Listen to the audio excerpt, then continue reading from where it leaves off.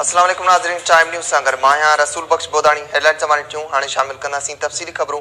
सभ खां पहिरीं आम ख़बर शामिल कंदासीं त आदिलपुर वेझो हफ़्तो अॻु काज़ीवाह में ॿुॾी वियल नींगर जो लाश आत थी वियो आहे।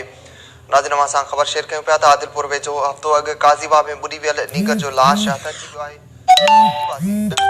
ज़ुबैर मलिक हफ़्तो अॻु वाह में ॿुॾी वियो हो।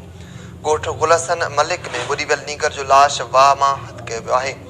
वारिसनि पंहिंजी मदद पाण तहत लाश जी ॻोल्हा कराई। मढ़ घर पहुचण ते कोहराम मची वियो आहे। नाज़रीन, अवां सां ख़बर शेयर पिया कयूं त आदिलपुर वेझो हफ़्तो अॻु काज़ीवाह में ॿुॾी वियल नींगर जो लाश आयो आहे। ॻोठ की वासी 10 वरनि जो ज़ुबैर मलिक हफ़्तो अॻु वाह में ॿुॾी वियो हो। ॻोठ गुलहसन मलिक में ॿुॾी वियल नींगर जो लाश वाह मां हथ कयो वियो आहे। वारिसनि पंहिंजी मदद पाण तहत लाश जी ॻोल्हा कराई। मढ़ घर पहुचण ते कोहराम मची वियो। नाज़रीन, हवाले सां वधीक अपडेट मालूम कंदासीं टाइम न्यूज़ जे रिपोर्टर माजिद कलवड़ खां। जी माजिद, इन हवाले सां अपडेट करियो। ये ना बिल्कुल मोटी वासी दल साल नीगर ज़ुबैर अहमद मलको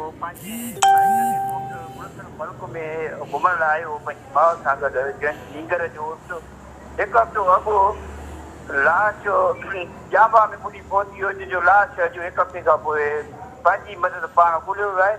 मां तव्हांखे इहो ॿुधाईंदो त ज़ुबैर अहमद मलको वरते सरदार अहमद मलको जेको 10 साल नीगर हो, जेको मोटी रवासी हुयो, हिननि जेको आहे एहतजाज बि कयो।